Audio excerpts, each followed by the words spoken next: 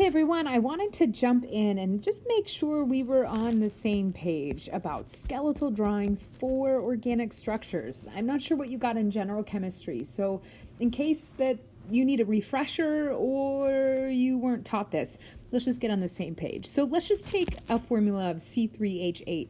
This is completely unsaturated. This is going to have 3 carbons, right? So 3 carbons. Then we're going to have hydrogens on each one of these. And we learned from our lecture videos today that each carbon has 2 bonds that are within the plane of the paper, and then it has these other 2. One is coming out towards us, which is this wedge, and then the dash is going behind the plane of the paper. We know that each carbon should have 4 bonds. This one's coming forward and this one's coming backwards. Again, the dash and the wedge should always be right beside each other. It makes for a nice drawing. What we drew here is actually propane. Now, organic chemists are lazy. So instead of drawing this, what we do is for each of the carbons, we actually just draw. There will be an end of a line. So when you have this line, really it's showing that there's a carbon here, and a carbon here. I don't actually have to draw in the hydrogens. This is signaling to any other chemist that this is indeed propane. And so it's assuming here that the N carbon is in fact a CH3. Okay, so CH3 is shorthand for having 3 hydrogens, right?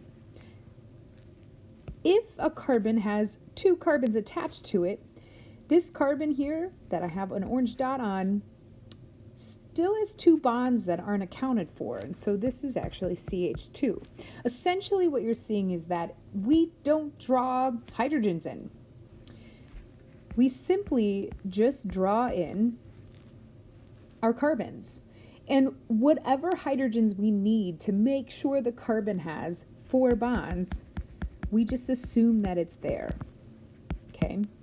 And so this is a really big key in organic chemistry. So in this molecule here is cyclohexane. And so each one of these is going to be a CH2. There's going to be 2 hydrogens coming off of each one of these. Now again, you're going to have one coming forward and one going back. Notice that each of the carbons, where I have the wedge and the dash form present, has 1 wedge, 1 dashed, and 2 that are straight. This is for a tetrahedral carbon.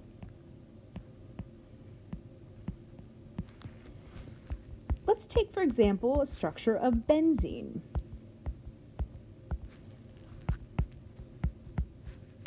We'll get into more functional groups and names of everything.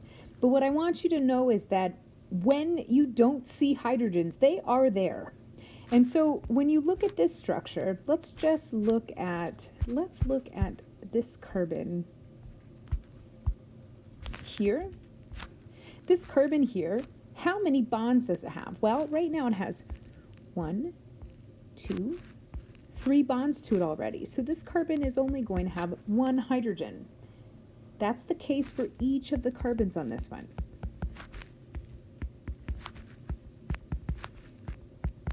You'll get better as you start to look at compounds to be able to just look at it and analyze it and know what's going on here.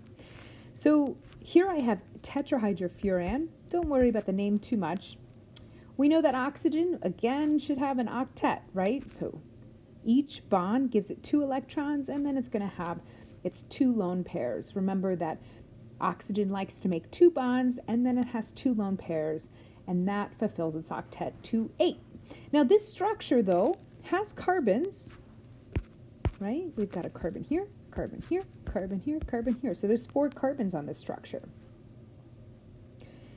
Each carbon has, let's see, there's a bond there and a bond there. So it has 2 bonds.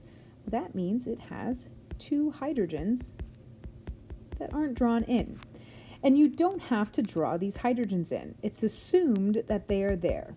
It's the skeletal structure. So what I have in green for tetrahydrofuran is totally fine. And you're going to see me do a lot of shorthand like this. So this is the same as this. Look how lazy organic chemists are, right? So I wanted to bring this to your attention just in case you haven't had this in a course. You should have had it in general chemistry, but just in case, if you have any questions about this, please let me know around Piazza, or you can ask your TA as well. All right, that's it.